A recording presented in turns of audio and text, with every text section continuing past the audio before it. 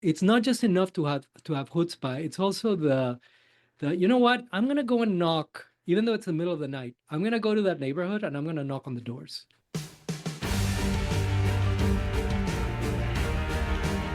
You're listening to Traction Heroes, digging in to get results with Harry Max and Jorge Arango.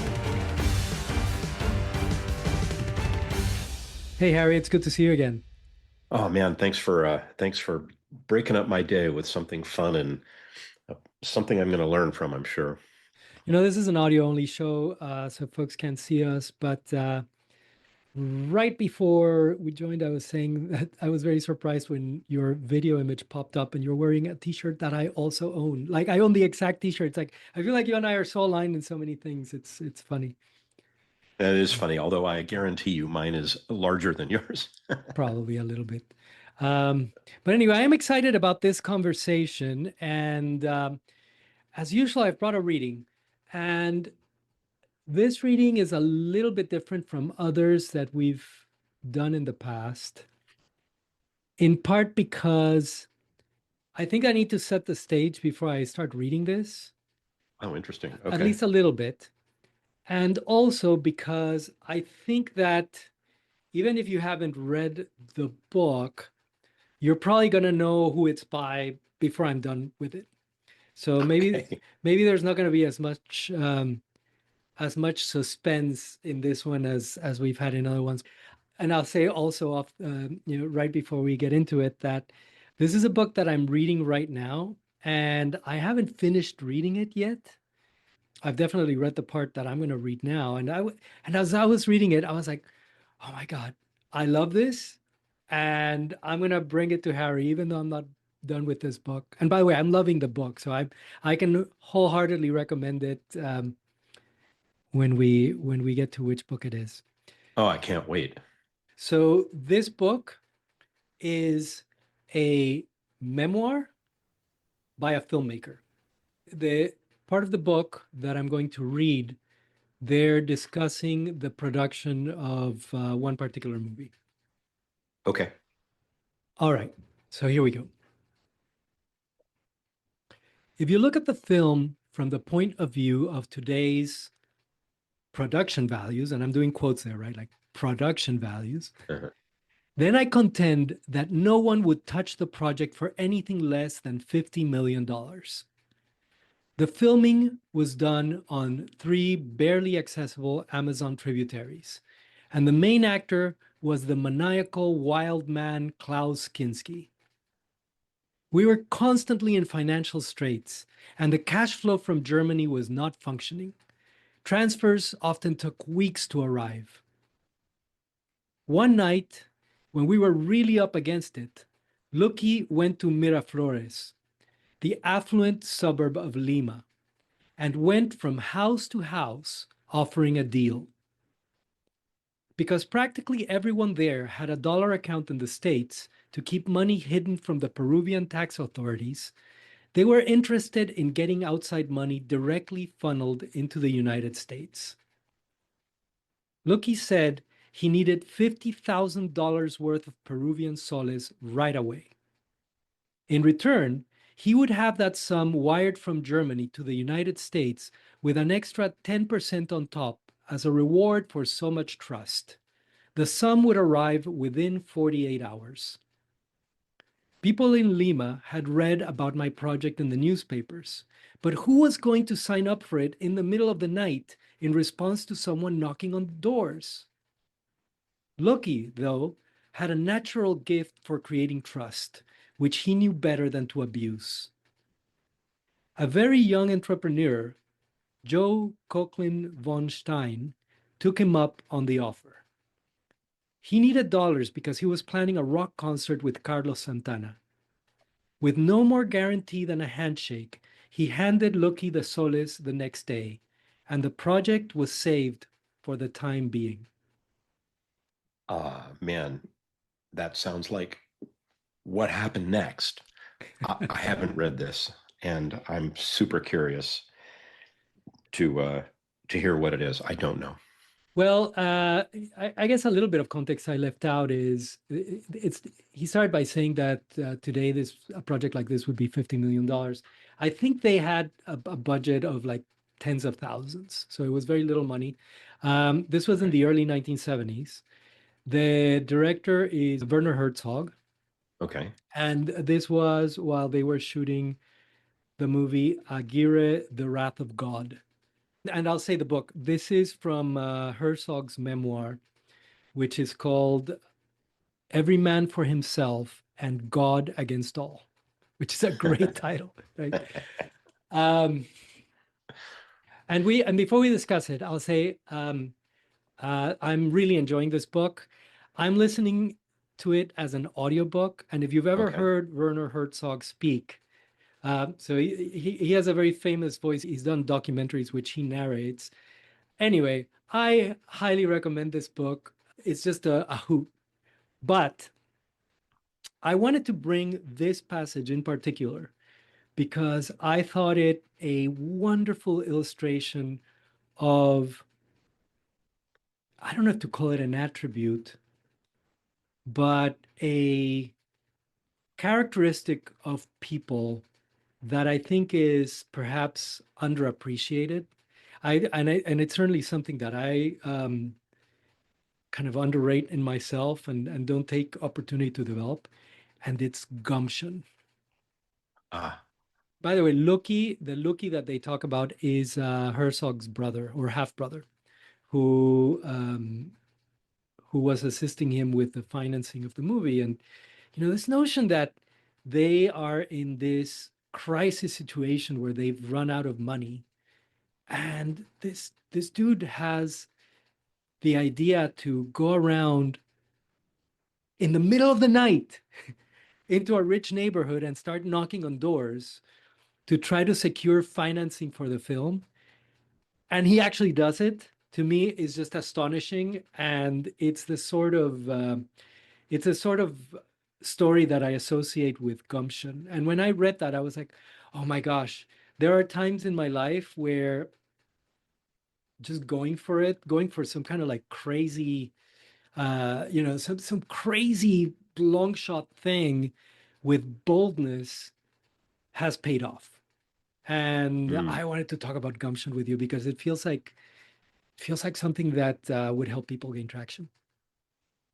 I love that. And I mean, there were two things that came to mind immediately. The first was, I never was a big Jerry Seinfeld fan. I mean, like I didn't watch his shows, but I have to say, in my top favorite movies of all time is a documentary that he put together on the creative process. We might have talked about this at some point. And the movie is called The Comedian, and it's how he returned from his show back to stand-up comedy. And it is an object lesson in gumption, but I didn't really have the word for that before. And I think, to my second point, I think the reason I didn't have a word for it is I didn't actually know what it meant, because I grew up in a culture where the word chutzpah was sort of the primary word that can try to convey that kind of energy. But even though they're probably relatively synonymous with one another, I don't know if that made sense, but the chutzpah somehow seems more base and more ridiculous. So I'm curious what you think about if there's a difference between like gumption, and which sort of leads you down the Forrest Gump trail to the chutzpah perspective. Again, folks can't see this. I'm smiling because this is yet another synchrony. So when I was thinking through this subject and bringing this subject to our conversation, I had a little chat with ChatGPT about gumption. And I Uh-huh. asked ChatGPT about the relationship between gumption and chutzpah Okay. because that word also came to my mind. I was like, well, why gumption? Like gumption, first of all, it feels like an old-timey word, right? Like it's Yeah. not a word that is in common use. And it felt to me like it's not exactly chutzpah, but I've used chutzpah more, right? And I wouldn't say that it's that chutzpah is more base, and this is something that ChatGPT helped me arrive at, is that Gumption is somehow like the combination of initiative and chutzpah. It's like it's not just enough to have chutzpah. It's also the you know what? I'm gonna go and knock, even though it's the middle of the night. I'm gonna go to that neighborhood and I'm gonna knock on the doors. It's chutzpah with a plan. It's chutzpah with a plan, but it's chutzpah also with the they actually like doing it, right? Like they actually getting out there and knocking on the doors. We can have all sorts of brave thoughts, right? Like, I'm gonna, I could do this or I could do that. But it's something quite different to actually get in the car or whatever and start knocking on doors. And I think that that's kind of the missing ingredient. Like you can talk a big game, but going out there and doing it is something else. Okay, and now it's my turn to smile, which of course you all can't see. And the reason for that is I have a chutzpah story, but I think it's actually a gumption story. I'm going to be a little hyperbolic about this, but the gist of it's roughly true. And back in the year 2000, right? The heady year 2000 with all of what was going on in Silicon Valley and the rise of the next great internet opportunity, which of course burst a few years later, but we're not going to go down that path. And I came up with this idea. And this was the idea for my company, which I called Public Mind. That was the name of the company. And it really was a derivative of the company that I was a co-founder in called Virtual Vineyards, which became wine.com. And in wine.com, we were really the very first people to have a secure, usable, and very simple shopping cart, which I am extremely proud to say I designed. And I didn't build it the whole thing, but I largely put it all together myself with the help of my illustrious co-founder, Robert Olson, who built the back end. And we put out there, I mean, we launched live in January 1995. And from that point forward, we were selling wine online and then eventually specialty food. And what would happen is I would get these emails and phone calls, and people would ask for things we didn't have. And at some point, I realized that's a demand signal. So I started keeping file cards of these things people wanted, and I kept the contact information for the people that were requesting these things. And so I had a whole table full of what I would call request groups. And the request groups went from here's things I want, and then somebody would say, hey, I want that too, to eventually questions and complaints and suggestions. And so I had these 4 categories of things all over these tables.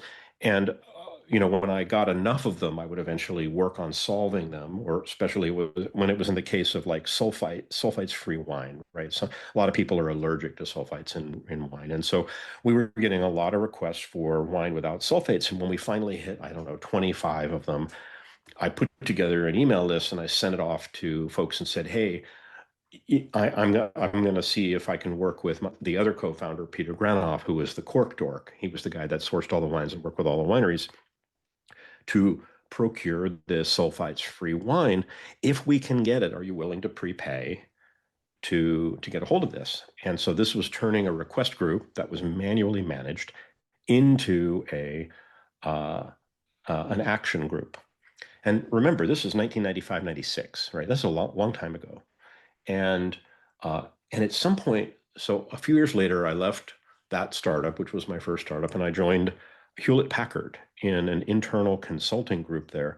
And it dawned on me that this notion of managing request groups based on demand aggregation was a thing, and it was going to become key in the online interaction models that people would see. And this was like 1999, I think, maybe late 98, I don't remember. But so I came up with this model for building out request groups, action groups. And I designed the system, and Hewlett Packard was incredibly kind and gave me the time off to go work on it without declaring ownership over any of the intellectual property rights. And this is where the chutzpah story comes in. So here it is, like early 2000. And I'm thinking to myself, like, I have my time off from HP, but I don't really have any money to go build this thing. And so I started reaching into my network, and I didn't know the first thing about being a startup founder, right? I mean, I'd been on a founding team, but I was the guy behind the scenes designing and building the website. I was not the guy that was on the front lines dealing with investors, legal, board, all that great stuff. And so I started, calling all my friends and, people at Apple that I knew because I'd worked there, and people at HP because I'd worked there, and other companies and so on and so forth. And eventually found a guy that had sold his company to Apple. And he was a good friend of a friend of mine.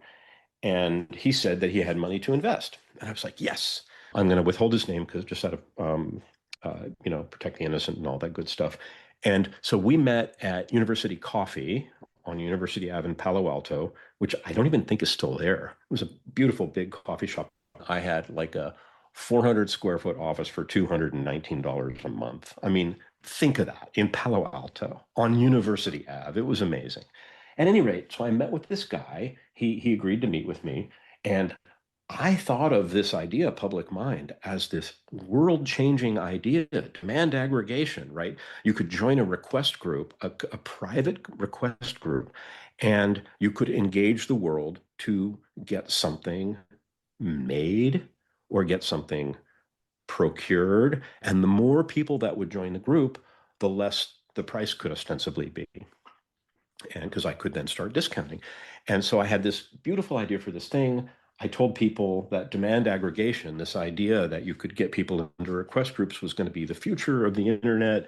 And I was very secretive about this idea because, in effect, it was a voting system, right? And people weren't doing that yet online, not in a way where outcomes could be generated from the upvotes. And so this investor sat down at University Coffee. I got my double espresso, and he goes, "So, tell me your idea." And I said, "I can't." He goes, "What do you mean you can't?" And I said, "Well, I think it's a world-changing idea, and if I tell you the idea and you don't invest, then I'm out my idea, right? You're going to go tell people, they're going to go build it, and I'm going to be sitting here with a spoon in my hand." And very sad. Uh, and so he got really upset. His face turned all red. And he said, "Are you telling me I drove all the way down here from South San Francisco or wherever it was, and you're not even going to tell me what the idea is? And I have a checkbook with me, and I'm willing to help fund your company. This is insane. Are you mad?" And I said, "No, no, no, I'm not mad. I'm just scared." I said, "Look, here's the deal. I need 100K to get this off the ground." And he goes, "I'm not going to write you that check." And I said, "Well, write me half that check." I said, "Write a check for 50K. And if you really like the idea, you can write the other check." And he goes, "That's absolutely absurd, but I'll do it." And so he wrote a check out for 50K and he handed it to me. And I told him the idea. And he goes, "That's a great idea." And he wrote the second check. And that's my chutzpah story. That's how we got that company off the ground. Oh, that's great. Nowadays there are NDAs, right? Like, but it might have been too short notice to fire up an NDA. But I didn't know enough about it to know how durable an NDA was, and I didn't have any money to pay an attorney, and so on and so forth. I mean, sure. well, but I think that with that story, you've hit on another, what I think of as another aspect of gumption, which is the ability to think on your feet, right? Like to make lemonade with the lemons that you have, right? Uh-huh. And that's a part of this as well. Um, I'm, in the spirit of what we're trying to do with this podcast, which is to help folks gain more traction. I think that the question that I'm struggling with, and one of the things that I was Hmm. hoping to discuss with you here, is whether you think that these, I'm going to call them traits, Uh-huh. the ability to do what you described, what you did, Mhm. the ability to do what Lucky did, is that something that people are born with, or is it something that we can develop? Hmm. A fair and very important question. And certainly, if I were trying to answer that question, because I have my own beliefs and I'll answer that in a minute. But if I were trying to answer that question in an operational way, in a way that I felt was defensible, I would turn to Rich Divany's work on the attributes. And Rich, he used to be, I guess, in charge of training for the Navy SEALs, and individual assessments and team composition. And he has a book out that describes these characteristics and attributes that really help you better understand yourself. And he has a very strong perspective on this. I highly recommend the book. He has a very inexpensive assessment, which I have taken, which really pissed me off when I had to read it, because it told me something about myself I didn't want to read, I didn't like, but I knew it was true. And it kind of set me back a little bit in terms of my confidence. But since then, I've done a lot of thinking about it, and I think the net was quite valuable. I want to say that a lot of this can be learned, but I'm not sure you can just go learn it like a new skill. I think there are certain aspects of it which you have propensities toward these things. And then I think your life's experience either reinforces those propensities or diminishes them. And I think in the case of this thinking on your feet, I think for Divany's work, he calls that adaptability. And literally a week or two ago, he had a LinkedIn questionnaire about whether adaptability was something you could learn. And I don't recall what the answer was, because I would like to think that the propensity is not something you can learn. You kind of come out the chute with that propensity or not.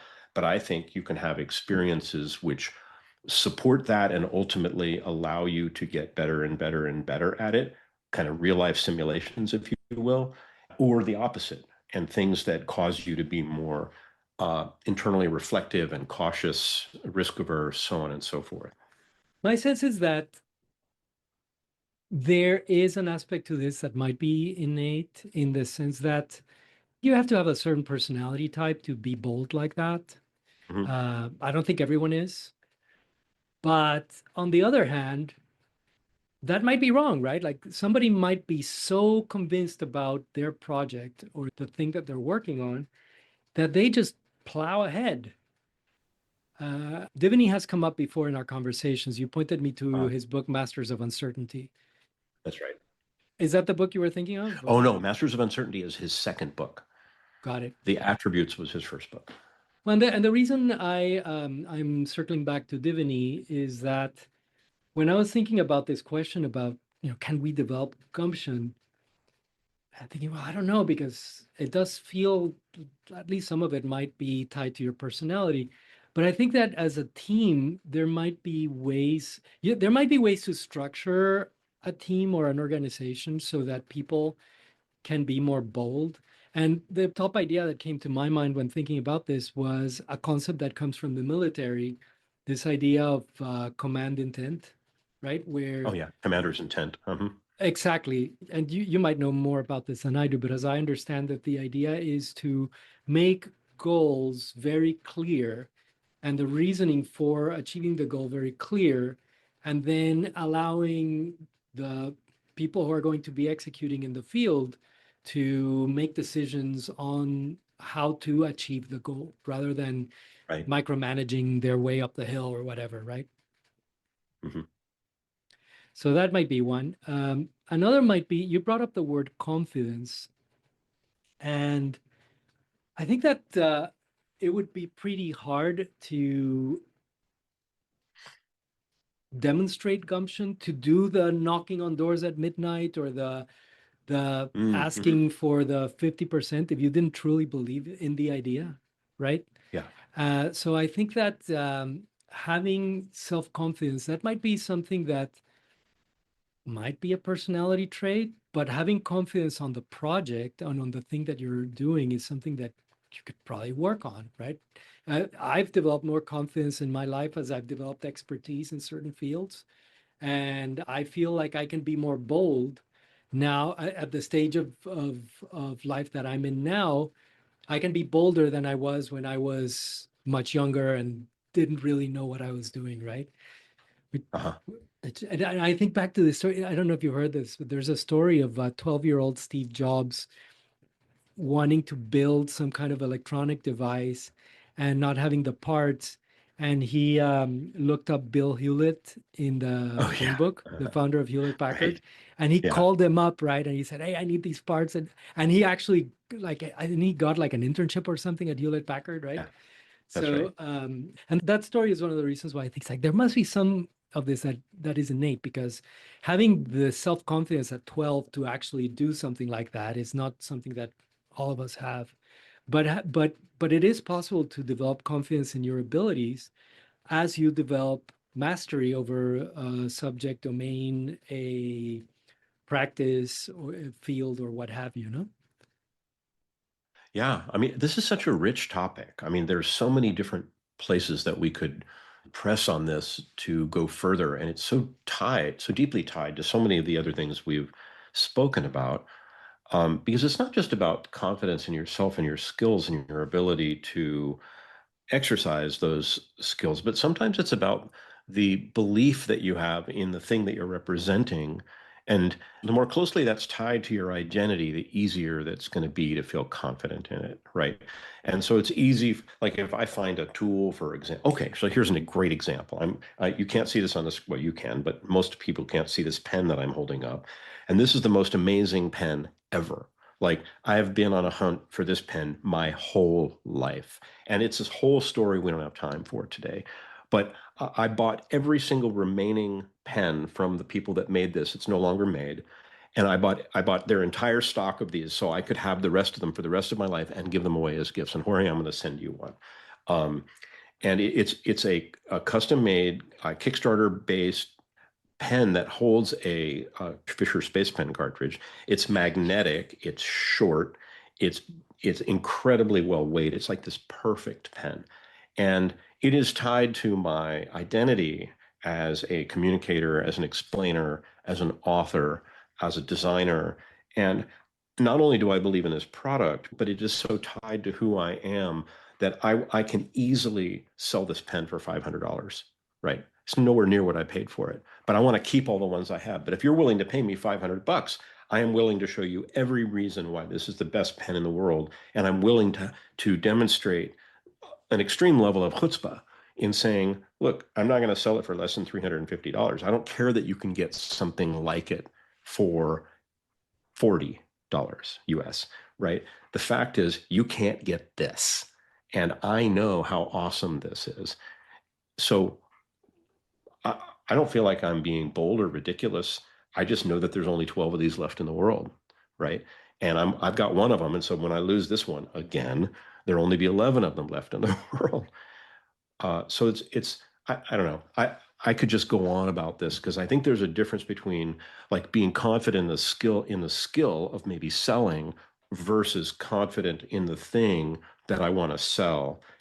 And the more tightly coupled it is to who I am and what's important to me and what my values are and how I see myself in the world, the easier it is for me to show up. And I think that's the thing that Steve Jobs did when he was 12 years old. Well, it's almost like an existential confidence, right? It's Yeah. like this thing is like this means everything to me right now, Yeah. and you communicate that when you're when you are on fire with an idea, that comes across in some way. Anyway, yeah, I think you're right. This might be a springboard for further conversations.